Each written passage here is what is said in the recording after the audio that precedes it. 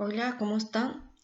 En esta ocasión vamos a hablar sobre los trastornos glomerulares.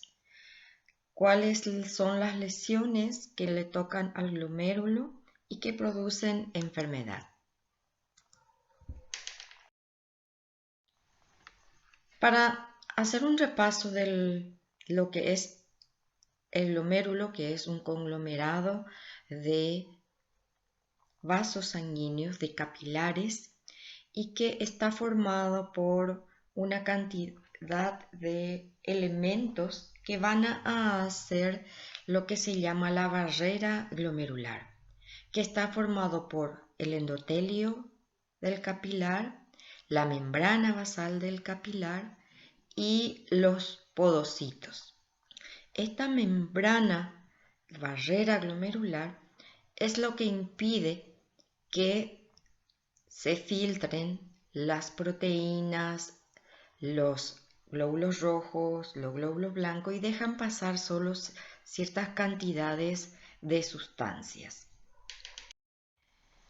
Aquí tienen una imagen en microscopía electrónica donde se ve el capilar envuelto con los podocitos y en el espacio, que es el espacio de Bowman, que va a ser el espacio urinario donde se va a filtrar el plasma que va a constituir posteriormente la orina. La membrana o barrera glomerular, llamada barrera de filtración glomerular, está entonces constituida, como dijimos, del endotelio, de la membrana basal del endotelio, membrana basal del podocito y el podocito. Y entre los podocitos está una pequeña diafragma, que es lo que dice que exactamente viene a ser la barrera de filtración. Aquí se ve una microscopía electrónica donde ustedes ven la membrana, el capilar con su membrana basal y los podocitos. Esta es un esquema de lo que serían los pies de podocitos y de cómo estaría constituida esa fina diafragma que se une los podocitos entre sí. Esta diafragma está constituido por una cantidad de moléculas como la nefrina, la podofina, etcétera, que van a ser las encargadas de ser la barrera. Y cuando hay la alteración de una de estos componentes, se ha visto que se han producido las llamadas podocitopatías, es decir, enfermedades de los podocitos que producen filtración de proteínas. Las enfermedades glomerulares podemos clasificarlas desde un punto de vista inmunológico, histológico o clínico.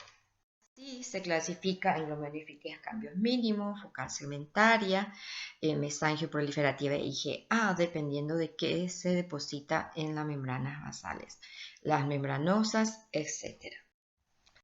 La clasificación inmunológica podemos hacerla de acuerdo al mecanismo por el cual se produce la lesión glomerular. Enfermedades por inmunocomplejos, en el cual se depositan en la membrana basal glomerular inmunocomplejos circulantes. En esos tenemos la nefropatía IgA o enfermedad de Berger, la nefritis lúpica, etc. Luego está enfermedades por inmunocomplejos in situ, que es la glomerulonefritis postreptocócica, la membranosa. Y las enfermedades por anticuerpo antimembrana basal glomerular, como el síndrome de Busch-Pasteur y la glomerulonefritis rápidamente progresiva. También existe una glomerulopatía mediadas por células, que son las glomerulonefritis a cambios mínimos y la glomerulonefritis focal y segmentaria. Como ven, son diferentes maneras de clasificarla y todos tienen su importancia clínica y anatomopatológica. Ahora, ¿cómo se lesiona el glomérulo desde el punto de vista inmunológico? Puede ser que se activen in situ anticuerpos frente a antígenos glomerulares, y son las enfermedades antimembrana basal glomerular. Pueden deberse que en la membrana basal se depositan inmunocomplejos circulantes, es la enfermedad por inmunocomplejo. O puede ser activación primaria de los linfocitos T, que son las lesiones mínimas. Cualquiera de los mecanismos de lesión inmunológica me van a producir liberación de mediadores de la inflamación, lo que van a producir la lesión glomerular. Y esta puede ser directamente mediadores de inflamación o activación de complemento que produce la lesión glomerular y también acción de la coagulación sanguínea. Desde el punto de vista de características glomerulares, podemos decir que en el glomérulo podemos encontrar proliferación celular, endocapilar, mesangial o extracapilar, proliferación de la matriz mesangial, engrosamiento parietal, esclerosis, necrosis, etc. De esta manera podemos agrupar los mecanismos inmunológicos de lesión glomerular. O sea, ¿por qué se lesiona el glomérulo desde el punto de vista inmunológico? Están los nefritis por anticuerpo antimembrana basal glomerular, por complejos inmunocirculantes, por formación de inmunocomplejos in situ y acción de las proteínas del complemento. Están los mecanismos que producen lesión glomerular, pero que no son inmunológicos, como los factores hemodinámicos glomerulares, hiperfiltración, hipertensión arterial sistémica, hipertensión glomerular, prostaglandina angiotensina 2, factores dietéticos, hiperlipidemia. Todos estos factores van a lesionar el glomérulo de alguna u otra manera. Ahora, también las glomerulonefritis podemos clasificarlas desde el punto de vista clínico por su manifestación clínica. Eso puede ser una hematuria aislada, una proteinuria aislada o una hematuria proteinuria solamente, o formar parte de lo que se llama síndrome nefrítico y síndrome nefrótico. El síndrome nefrítico está constituido por hematuria, proteinuria, hipertensión arterial y insuficiencia renal u uremia o liguria. Y el síndrome nefrótico por edema, proteinuria grave, nefrótica, hipoalbuminemia, hipercolesterolemia. Son estos dos síndromes lo que vamos a estudiar a continuación. Cualquiera sea el tipo de glomerulonefritis que se presente, puede dar un síndrome nefrítico o nefrótico. Vamos a hablar primeramente del síndrome nefrítico. Lo definimos como un proceso inflamatorio agudo de los glomérulos que se deben a depósito de complejos inmunes en la membrana basal glomerular. Estos complejos inmunes pueden estar inducidos por bacterias, como es la glomerulonefritis postestreptocócicas, enfermedades sistémicas, como es el lupus, también parásitos. La causa más frecuente de presentación, de la forma de presentación, suele ser la hematuria. El síndrome nefrítico tiene varias etiologías. Enfermedades multisistémicas, como entre ellos el lupus eritematoso sistémico, uno el más frecuente. La glomerulonefritis primaria, que puede ser glomerulonefritis mesangiocapilar por IgA, etc. Cualquiera sea la glomerulonefritis que se manifieste por síndrome nefrítico, el síndrome nefrítico siempre es el mismo. Lo que cambia es la lesión glomerular que acompaña a este síndrome nefrítico. Las glomerulonefritis postestreptocócicas, por ejemplo, aquí tenemos un ejemplo de un capilar glomerular con su endotelio, membrana basal y podocito. Vamos a ver que se depositan depósitos subepiteliales, o sea, debajo de los podocitos de inmunocomplejos. Este depósito de inmunocomplejo produce reacción inflamatoria con activación de complemento la mayoría de las veces y va a producir una inflamación con citoquinas inflamatorias que van a atraer células y va a producirse proliferación de células endoteliales y mesangiales, lo que va a dar una proliferación dentro del glomérulo. Esta es la imagen de lo que sería un glomérulo con una proliferación por endotelio, mesangio y también en ocasiones el podocito. Ustedes ven cómo existe gran cantidad de células, que entre ellas están células inflamatorias y células glomerulares. Y si hacemos una inmunofluorescencia, vemos el depósito de inmunocomplejo en forma granular. Hay otra forma de glomerulonefritis que se llama antimembrana basal, en el cual el complemento se deposita en la membrana basal y da el aspecto en la inmunofluorescencia tipo lineal. Ahora, este síndrome nefrítico podemos decir que es un proceso renal agudo que se manifiesta por hematuria más cilindros hemáticos. Recordamos que los cilindros hemáticos son proteínas que se depositan dentro de los túbulos renales y que se rodean de glóbulos rojos y por lo cual da el aspecto hemático. Una proteinuria, es decir, pérdida de proteínas, pero nunca es mayor de 3 gramos, es decir, siempre la proteinuria en un síndrome nefrítico está menos de 3 gramos por 24 horas. Una insuficiencia renal que se manifiesta por oliguria y aumento de la urea y la creatinina, hipertensión arterial y edema. Todas estas manifestaciones vamos a ver cuál es su mecanismo fisiopatológico de producción. La hematuria, como dijimos, es la orina color rojiza que se debe a los glóbulos rojos que se encuentran. También cuando hacemos el sedimento urinario vamos a encontrar estos cilindros hemáticos que nos indican prácticamente que la hematuria viene del glomérulo.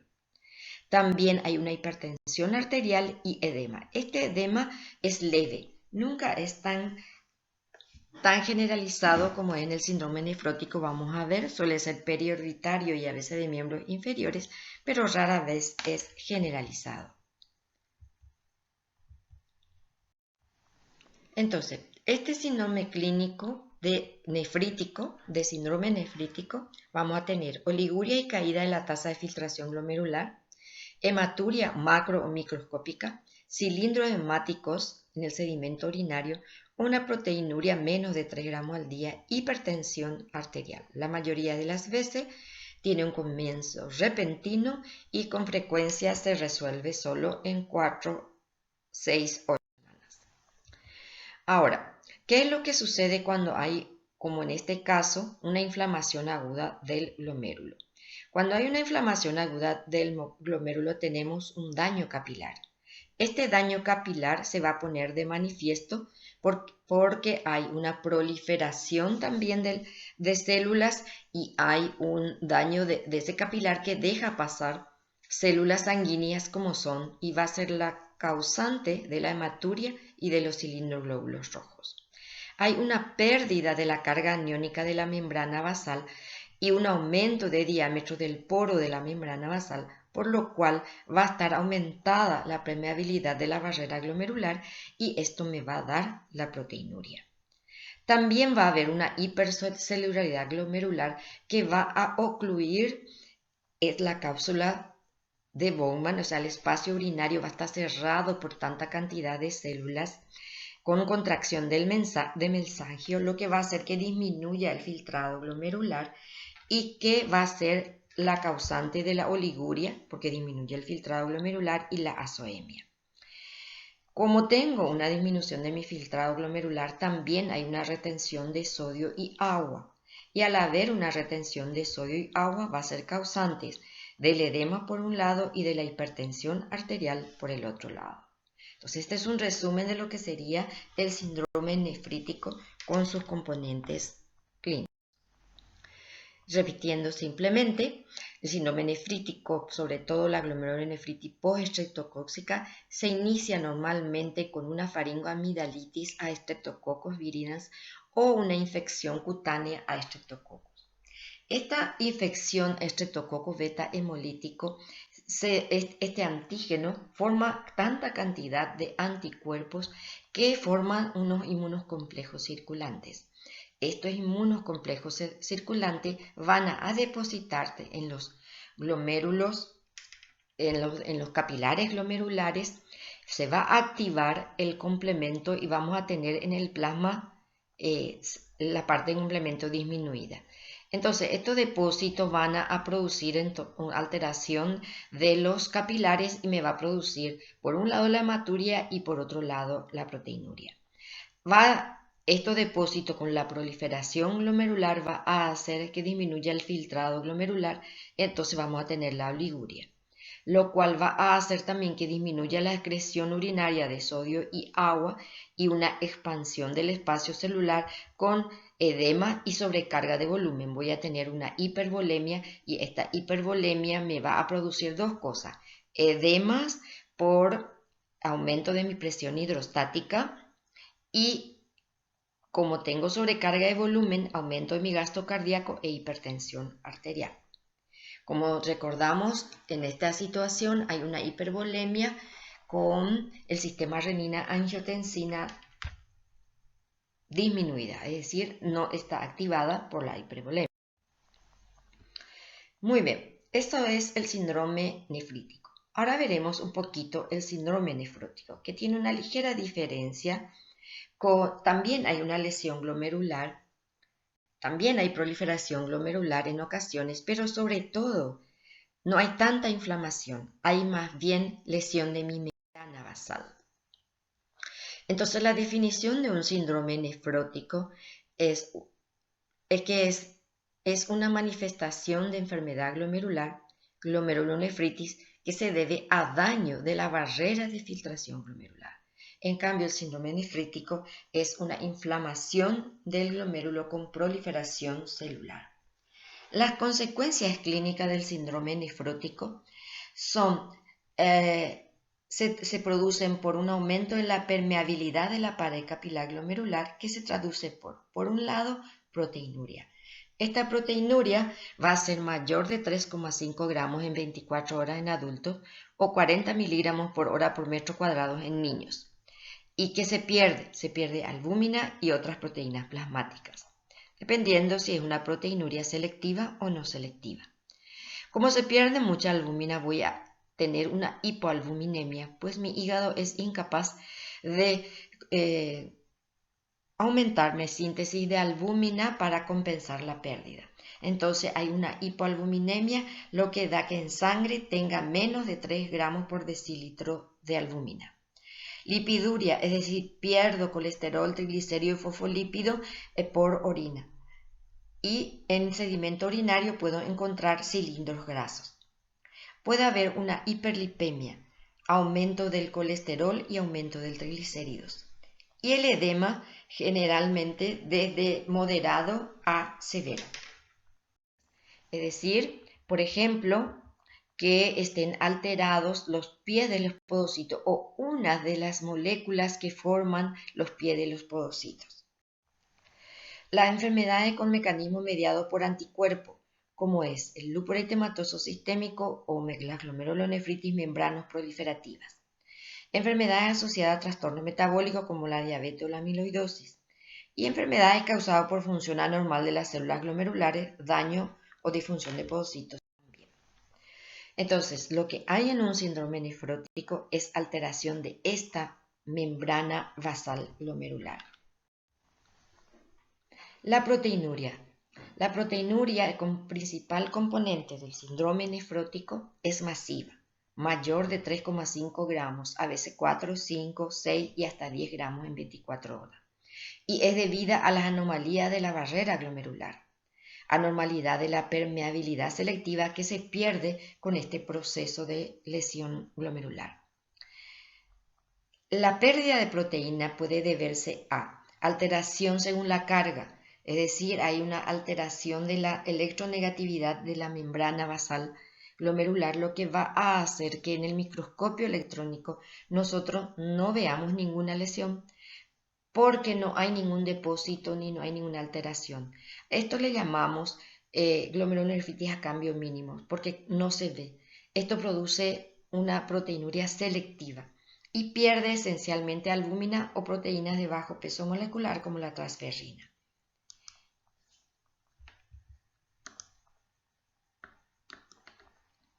La alteración según la talla o de los poros es una anomalía estructural más severa y eso sí se puede observar al microscopio óptico.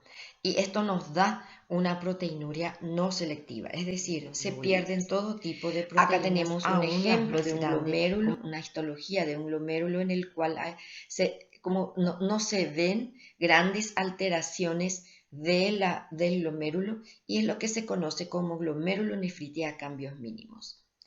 En cambio, en este otro, que es glomerulonefritis membrano-proliferativa, en el cual se ve el engrosamiento difuso de la membrana basal. Como ven, no hay proliferación inflamatoria de las células dentro del glomérulo. Lo que hay entonces es alteración de la membrana basal.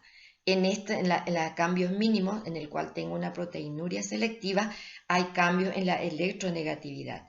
Y en este otro, en el cual tengo proteinuria no selectiva, o sea, hay lesión de los poros que están muy grandes y dejan pasar todas las proteínas, en el cual voy a tener proteinuria no selectiva.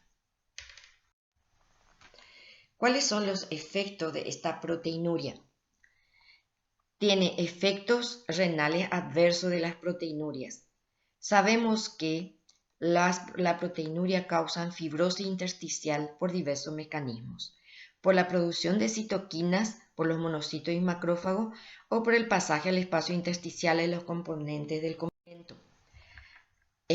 Un esquema nos dice que entonces la proteinuria puede producir apoptosis celular, activación intrarrenal del complemento por la vía alterna y la producción de citoquinas, todo lo cual va a ser una reacción inflamatoria importante en el intersticio que me va a producir fibrosis, fibrosis tubulointersticial, que va a hacer que el riñón pueda irse a una insuficiencia renal a largo plazo. El mecanismo de la activación de inflamatoria y fibrogénesis de la proteinuria fue descubierto no hace mucho tiempo, en el 2006. Esta es una publicación en el cual Giuseppe, que es un científico que estudió mucho las glomerulopatía, nos dice cómo produce lesión esta proteinuria. Las albúminas que son filtradas por el glomérulo lesionada son absorbidos por los túbulos renales. Estos túbulos renales dejan pasar la albúmina y los pasan hacia el intersticio. En el intersticio hay activación de factores de crecimiento, hay activación de citoquinas inflamatorias, los cuales van a atraer macrófagos y monocitos al sitio y va a producir una proliferación de fibroblastos con gran reacción inflamatoria y luego fibrótica. También hay una transformación de las células epiteliales del riñón a fibroblasto, y entonces empiezan a producir colágeno. Entonces está bien determinado que esta proteinuria, que es la pérdida de proteína, al ser absorbido por los túbulos renales, me produce mucha lesión intersticial. Y su importancia, que ya vimos al estudiar enfermedad renal crónica, del factor de transformación beta en esta fibrosis. Ahora, también la proteinuria va a producir una disminución de las proteínas sanguíneas y corporales, y en ocasiones puede llevar a una desnutrición proteico-calórica. La disminución de la albúmina en el plasma va a producir expansión del volumen plasmático y movilización de la albúmina del extravascular a intravascular. Esta pérdida masiva de albúmina nos va a llevar a la hipoalbuminemia. Esta hipoalbuminemia, generalmente inferior a 3 gramos por litro, lo normal es 4 para arriba, por la pérdida renal de albúmina. Y también por el aumento del catabolismo renal por la reabsorción endocítica y degradación lisosomal de las proteínas que se filtraron. La síntesis hepática de albúmina está aumentada, pero es incapaz de suplir toda la albúmina que se pierde. Otro síntoma constante entonces viene a ser el edema. El edema es generalizado, es blando y depresible y tiene lo que se llama signo de Godet. El Godet es que cuando presionamos nosotros el el edema en la pierna o en el brazo del paciente dejan una huella, como un pocito, y eso se llama godet. Y se debe a que hay una gran cantidad de líquido en el tejido subdérmico. Se acumula sobre todo en el espacio intersticial más débil, por eso periorbitariamente hay mucho edema y también manos y miembros inferiores. Ahora, existen dos teorías por las cuales se explican fisiopatológicamente la producción de este edema. Estas pueden ocasionar al mismo tiempo, es decir, producirse al mismo tiempo, o tal vez algunos síndromes nefróticos usan uno y algunos síndromes nefróticos usan otro. Veamos primero lo que se llama hipótesis de bajo llenado. En mi síndrome nefrótico pérdida de albúmina. Esto me va a dar dos cosas. Me va a dar pérdida de albuminuria, es decir, pérdida de proteínas por orina, e hipoalbuminemia. La hipoalbuminemia va a disminuir la presión oncótica del plasma. Al disminuir la presión oncótica del plasma, por la ley de presiones que meten y sacan líquido en el capilar, voy a tener que al disminuir la presión oncótica entra menos líquido de lo que salió y se queda acumulado en el tejido intersticial. Al acumularse en el tejido intersticial, esto me va a dar una hipovolemia. Esta hipovolemia va a activar el sistema renina-angiotensina-aldosterona por la hipovolemia en sí, y esto va a retener sodio y agua para intentar de compensar esta hipovolemia, lo que va a ser un círculo vicioso y cada vez va a haber más agua, y como la presión oncótica está disminuida, se va a pasar todo al tejido intersticial. Y esta es una de las causas entonces del edema, la disminución de la presión oncótica y la retención de sodio y agua por esta hipovolemia que se ocasiona. La otra hipótesis es la hipótesis de alto llenado, en el cual cuando existe un síndrome nefrótico, aparentemente mis células tubulares se vuelven resistentes al factor natriurético que elimina sodio y agua. Entonces tengo retención primaria de agua y sal. Esto me va a aumentar el volumen plasmático, lo cual a su vez va a aumentar la presión hidrostática capilar, lo que va a hacer que se pierda el líquido agua al líquido intersticial, y esa va a ser la causa del edema. Como hay un alto volumen plasmático en esta situación, hay supresión del sistema renina-angiotensina-aldosterona. Entonces puedo tener dos teorías, una de ellas en el cual el edema se produce por la hipoalbuminemia, que disminuye la presión oncótica y por eso tengo edema. Y la otra es por la retención primaria de sodio y agua, en el cual es por aumento de mi presión hidrostática capilar que yo tengo los edemas. Como dijimos anteriormente, hay algunos síndromes nefróticos que tienen este mecanismo y otros que tienen este otro. En el síndrome nefrótico también vimos que hay una hiperlipemia, es decir, aumento del colesterol y triglicéridos.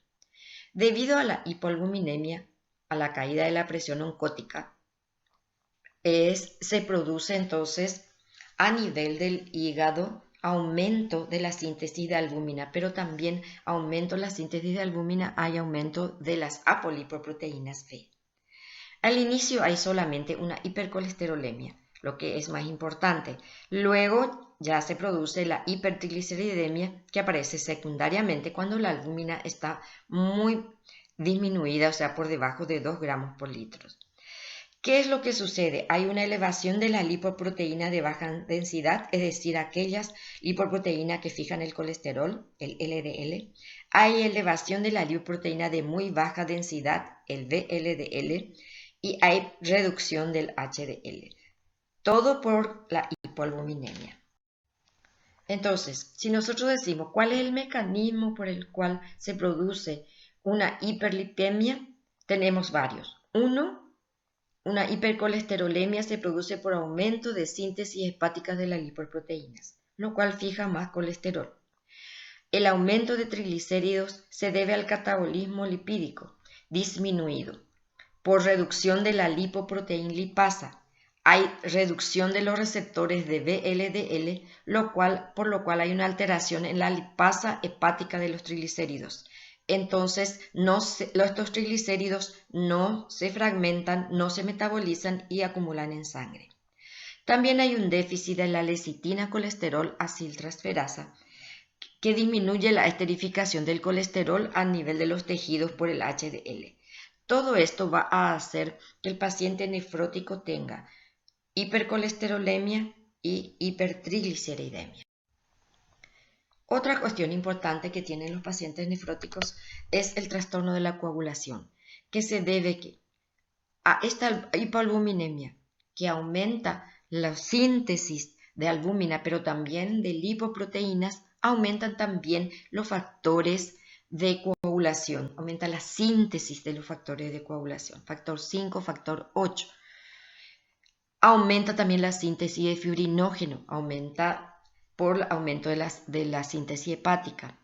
Hay una disminución de antitrombina 3, que pérdida urinaria. La antitrombina 3 es un anticoagulante natural, si recuerdan. La trombocitosis, es decir, hay un aumento de la agregabilidad plaquetaria. Entonces, todos estos factores van a hacer que el paciente nefrótico sea propenso a producir trombosis vasculares, ya sea venosos o arteriales. Entonces tienen una hipercoagulabilidad global con mecanismos fibrinolíticos y antiagregantes disminuidos. Se ha visto que la trombosis vascular está aumentada del 10 a 40% en los pacientes nefróticos. Sobre todo las trombosis venosas periféricas con émbolos pulmonares. Hay el aumento de trombosis de la vena renal que me produce una insuficiencia renal aguda.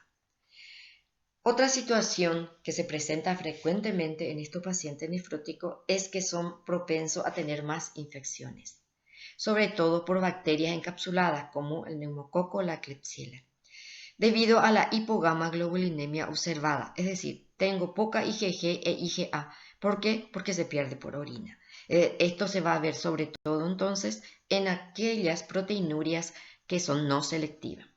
Hay un déficit factor B. La respuesta a la inmunización activa en general es normal. En resumen, la pérdida de proteína por orina me produce, 1, disminución de la albúmina. Esta disminución de la albúmina va a ser responsable de los edemas, de la hiperlipidemia y del balance nitrogenado negativo. La disminución, esta proteinuria también me produce disminución de las inmunoglobulinas y esto me va a producir inmunodeficiencia y tendencia a infecciones.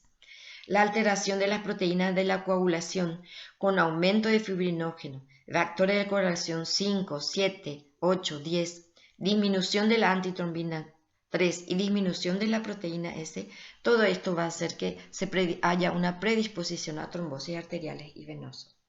La disminución de las proteínas de transporte, como la transferrina, el zinc o la proteína ligadora de vitamina D, pueden hacer que haya una anemia microcítica hipocrómica por pérdida de la transferrina o una hipocalcemia por pérdida de vitamina D. Bien, ¿qué es importante a recordar en el síndrome nefrótico? Aquí tienen un ejemplo de cómo podríamos nosotros ponerle un paciente diríamos un paciente de 23 años, sexo femenino, que consulta por edema de cara de miembros inferiores de 2 semanas con una presión arterial de 110/60. Tengo una presión arterial normal. Edema de miembros inferiores con GODET, proteinuria de 7 gramos, albúmina de 2, colesterol de 300 y triglicéridos de 250. Entonces, ¿qué es lo que yo les puedo preguntar en esta situación? Les voy a preguntar, ¿cuál es la causa del edema?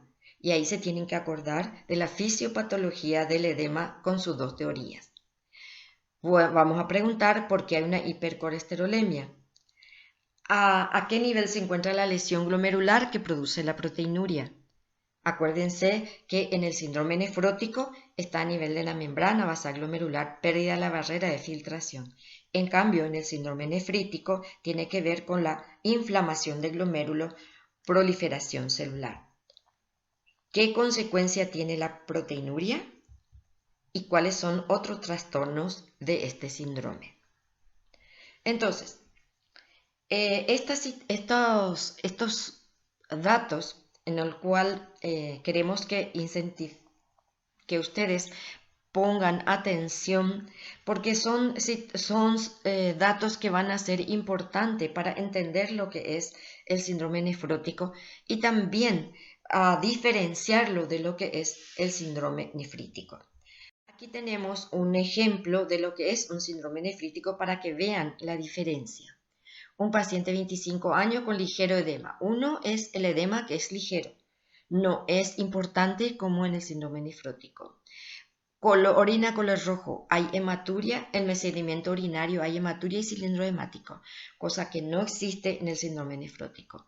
Mi presión arterial está aumentada. 200-120. En cambio, en el síndrome nefrótico la mayoría de las veces tiene una presión arterial normal. Proteinuria. Poca proteinuria, de 1 gramo en 24 horas. El síndrome nefrótico tiene mayor de 3 gramos en 24 horas.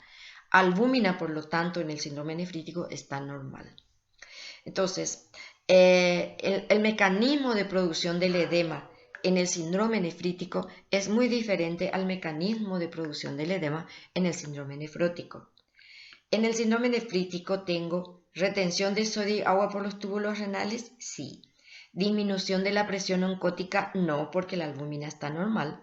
Aumento de la presión hidrostática, sí, porque hay una hipervolemia por aumento entonces del volumen, porque el filtrado glomerular está disminuido. Bien, aquí vamos a terminar entonces las lesiones glomerulares. Entonces, lo importante aquí no son aprenderse lo que son los diferentes tipos de glomerulonefritis, sino que conozcan lo que es el síndrome nefrítico y el síndrome nefrótico. Ya estudiaremos las glomerulopatías con sus diferentes nombres en patología